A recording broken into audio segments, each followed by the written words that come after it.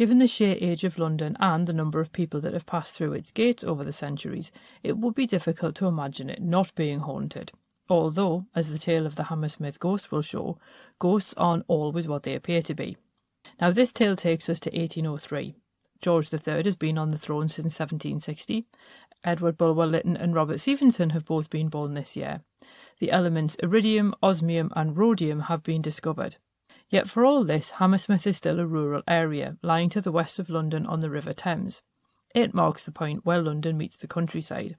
But December of 1803 will be marked by sightings of a ghost, which will ultimately end in tragedy. So let's explore the tale of the Hammersmith Ghost in this week's episode of Fabulous Folklore. Hello there and welcome to Fabulous Folklore, the podcast for all things folklore, occult and just a bit weird. I'm your host, Icy Sedgwick, blogger, fantasy author and your guide into these rather mysterious realms. I've got some rare things to show you, so come on in, take a look around, but be careful not to touch anything. These things sometimes bite. Well, hello there, and welcome back to Fabulous Folklore with me, your host, Icy Sedgwick. We are jumping into London Ghosts month this month because it is December, and like I said at the end of the last episode, I kind of went along the thought line of December equals Christmas equals ghosts via Dickens, which equals London, so therefore we'll do London Ghosts. That was my thinking. So far I've planned out that we've got the Hammersmith Ghost first. We're going to have a look at two different stories involving kind of death apparitions next week. And then we're also going to have a story about the Tower of London as well, which obviously is one of the most haunted places allegedly in London as well. And obviously there are quite a lot of other London-based episodes that I've already done, which did kind of cut down what I could do in this one. Now, I am slightly biased in starting with the Hammersmith Ghost because when I lived in London, like 12 years ago, I think it is now, I lived in Hammersmith, so I know the area very, very well. I'm very fond of the place. It is one of my favourite parts of London, so, as I say, I'm a little bit biased. But I'm going to take you back to December 1803. And it all began, or so they said, with a pregnant woman in a graveyard. A tall figure dressed in white suddenly loomed between the gravestones. It reached for her and even grasped her in a spectral embrace. The woman, so they said, fainted and died a few days later from the shock. A brewer's servant, Thomas Groom, later testified that he'd encountered the ghost in Hammersmith churchyard. The ghost grabbed him around the throat, almost choking him. When Groom tried to grab the ghost in return, he felt something soft before the ghost vanished. Other sightings were remarkably similar. People reported seeing the ghost of a man with a cut throat. He wore either a shroud and had both horns and glass eyes, or he wore an animal's skin. I do quite like how specific that one about the horns and the glass eyes one is, though. But sightings continued all month. One story claimed it jumped out before a wagon, causing the horses to bolt. According to the popular story at the time, the ghost was that of a local man who'd cut his own throat a year before. Yet no name is ever associated with that, I would like to point out. Weirdly, despite the fact that the sightings occur throughout December 1803, the newspapers never mention it until January 1804. And we'll see why in a moment. Yet the sightings have two different effects on the people of Hammersmith, partially because people's attitudes towards ghosts had changed by this point. While some people were too scared to go out at night, young men saw ghosts as a way to prove their masculinity, and as Roger Clark points out, the Hammersmith Ghost became a target for young men with a point to prove. Groups of young men roamed around Hammersmith every evening, possibly unsure if they were looking for a ghost or spoiling for a fight. Now, Jennifer Westwood and Jacqueline Simpson suggest that these vigilantes actually suspected a hoax, so rather than looking for a ghost, they were hunting the prankster. But given the fixation with the ghost appearing in white, anyone seen in light-coloured clothing was fair game. One such man was Thomas Millwood, a bricklayer. Now, in some sources it's spelt as Millwood, other places it's spelt as Millward, depending on the source. At the time, the traditional bricklayer uniform was linen trousers, a flannel waistcoat and an apron, all in white. So one evening he walked home as usual and a carriage passed by on the road. Its occupants, a man and two ladies, gave up a cry, "There goes the ghost." In reply, Millwood apparently swore at them and threatened to punch the man. Now his mother-in-law feared the mobs and warned him to wear something else on his way home. Millwood, however, saw no reason to change out of his work clothes and continued to wear his white uniform at dusk. And this was a massive mistake. On the night of the 3rd of January 1804, he was walking home along Black Lion Lane. An excise officer, Francis Smith, had been drinking at the White Hart pub nearby with William Girdler, a local watchman. They'd been gossiping about the ghost, which by now was said to have frightened a locksmith's wife to death and made 2 others ill with shock. Emboldened by drink, they decided to put the ghost to rest once and for all. So Girdler and Smith separated at the pub so they could cover a wider area, and even arranged a code word with each other so that they could actually identify each other and not shoot each other.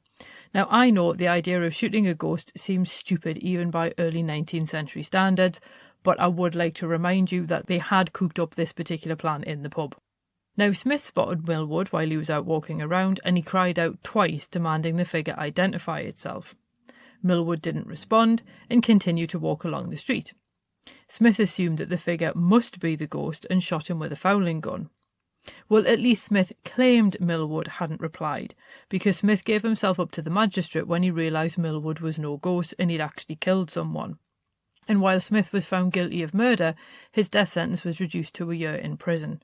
And in July 1804, the king pardoned him, because it seemed that the circumstances prompted him to take pity. It did actually create quite a lot of legal ramifications at the time as well, because the intention was obviously not to actually kill Millwood, because he thought he was shooting at a ghost. So there was a lot of idea around, was he killing with malice or not? And I think that was why they eventually decided, well, the intention was irrelevant because you still killed someone, and that possibly explains why his sentence got commuted to imprisonment and then a pardon altogether. But what of the ghost? Well, the ghost actually turned out to be a hoax, you won't be surprised to hear. And after Millwood's murder, the magistrates hauled in a shoemaker named James Graham for questioning. Again, his name sometimes changes in the newspapers. But he admitted he'd been the Hammersmith Ghost.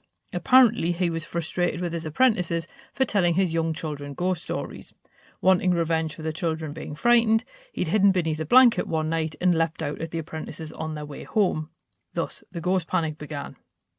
Now, some writers definitively claim that the Hammersmith Ghost did frighten the locksmith's wife to death, and therefore kind of seem to take the rumours at the time as just that's what happened.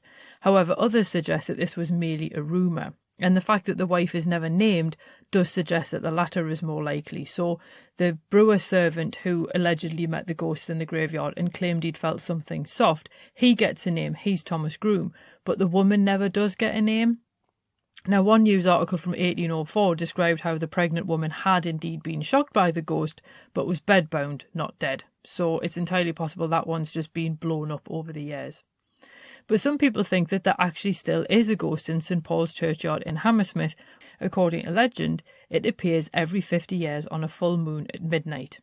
The West London Observer published an article about it in July 1955 because one of their journalists had worked out that August was when this particular full moon was going to happen. They'd mentioned about the idea of the ghost coming back, so the police actually had to cordon off the churchyard to hold back the crowds. Now, no one actually saw anything at midnight, but if you believe the stories, people did see a figure in white among the tombstones at 1 a.m. And it seems that the ghost observed British summertime. What's really interesting with this particular article as well is that one letter writer to the West London Observer noted that its movements, and I quote, were too jerky and too much like those of anybody who might have been shrouded in a white sheet down to the ground and unable to walk properly for fear of treading on it, end quote. So that particular writer's like, yeah, no, that was a person in a sheet, whereas somebody else actually reported seeing a legless ghost. So who knows? It's also quite difficult to then work out when the next one technically should have been, because I suppose that should have been 2005. But I suppose then that would also have been on a full moon at some point around about that time, which means obviously we've got a little while to wait for the next one. I'm also not sure when that one first started either, because you don't really get the stories about it until 1955. But that said, even in 1976, the Hammersmith and Shepherd's Bush Gazette discussed the apparent haunting of the Black Lion pub on Black Lion Lane, and the pub is still there and in operation, and it is right by the Thames as well, because I double checked on Google Maps, because obviously not everywhere reopened after the last couple of years. But one thing that is important to bear in mind is the fact that in many ways the Hammersmith Ghost is essentially a tale of hysteria. So people hear this story about there being a ghost, so the mobs then going out almost then generate more of the sightings themselves. But it also didn't end there either. So in January 1804, just a couple of weeks after all this had happened in Hammersmith, a Coldstream Guard soldier claimed to have seen a headless ghost near the recruit house in St James's Park between 1 and 2 a.m. Other soldiers all signed claims that they too saw the ghost. The Times later solved the mystery, since it turned out that 2 schoolboys from a school in Westminster had set up a magic lantern projector in an empty house. So far from seeing a ghost, the soldiers had simply seen a projection instead. But we do have to wonder, would they have taken such fright had it not been for the Hammersmith Ghost scare the month before? Who knows? But it is important to note the popularity of magic lantern shows and the phantasmagoria at the time, and indeed the Hammersmith Ghost itself appeared soon after its conclusion in a magic lantern lecture by George Tweedy.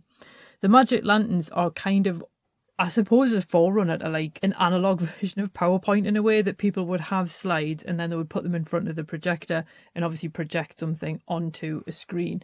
And in a lot of ways it does kind of prefigure cinema as well, except obviously the slides don't move because obviously a lot of the time they're just static images, but they accompanied lectures and stuff so that people actually had images and visuals to go with what they were saying. The phantasmagoria, on the other hand, much more closely associated with France, very big in Paris, particularly just after the French Revolution. And what you would often have is the projectors would actually project images onto things like smoke so that it would then make it look like the image was moving, or sometimes they would move the projector itself and then that would help to create an illusion of movement and animation in the images as well. So people are already going to see these things as a form of entertainment. So to then have one of them then create a ghost in St James's Park shortly after the Hammersmith Ghost, and then the Hammersmith Ghost appearing in a magic lantern lecture, just kind of shows how these things all sort of feed into one another. And it didn't end there either. In 1824, a new figure appeared, and this one was dubbed the Hammersmith Monster to differentiate it from the Hammersmith Ghost. And this one was frighteningly real and leapt out at women in unlit streets. And I'm calling it real not because it was really a monster, but because it did actually harm these women, and it would often scratch their faces. Although it did turn out that he was simply a farmer from Harrow, and the magistrate sent him to the House of Correction to mend his ways. And then in 1832, another figure began attacking women in the lanes around Hammersmith and Acton. This one apparently wore a white garment and had long claws or nails, and even worse, he could scale walls to escape after terrifying his victims. I'm wondering if you're starting to see how that sounds familiar yet. Long-term listeners might know where I'm going with this. Because interestingly, back in 1804, one newspaper article had claimed that the original Hammersmith Ghost breathed fire and smoke. So if you then add this to the idea of somebody wearing a long white garment with claws who can then scale walls, it does then make you think, well, hang on a minute, who else does that sound like? And I should tell you that the first sightings of Spring-Heeled Jack happened in 1837. Or did they? Did Jack actually take his inspiration from the Hammersmith Ghost? Or was he in fact the Hammersmith Ghost? It's highly unlikely because obviously we do know who the Hammersmith Ghost was, but it does then make you wonder, has every iteration of Jack taken some kind of inspiration from the version of some kind of monster terrorising the people that has gone before? So what do we actually make of the Hammersmith Ghost? Well, we might look back at it from our 21st century vantage point and shake our heads. How could people have been so silly as to roam the streets and mobs looking for a ghost? And I think the bigger question for me is, what exactly were they expecting to do to it if they even found it? But unfortunately, we do have enough proof that even now people can be sparked into terrible action by both misinformation and disinformation alike.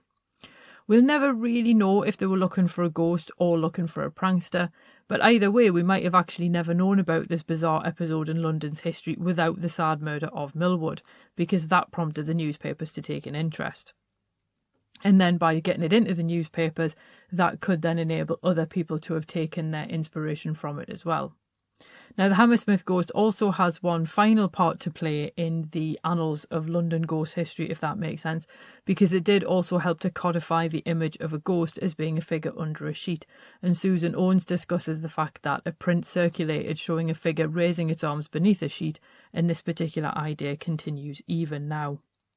So the Hammersmith Ghost, while apparently not real, may not sit easily alongside the Phantom Royals at Hampton Court Palace or the ghostly Oliver Cromwell in Red Lion Square, but it does feed into the history of the ghost story, and maybe even Spring-Heeled Jack.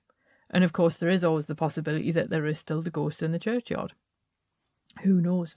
But what I'd like to know is, what do you make of this? Do you think that people were looking for a prankster or the actual ghost? Do you think that the ghost in the churchyard is real, or is it just part of the wider hoax?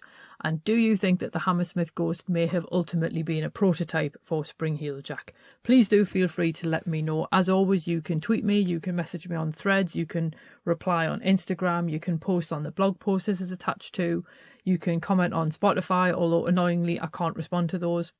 Or you can comment if you're listening to this on YouTube and just whack that one below, because it would be really lovely to see what people make of this, because it is quite a fascinating story.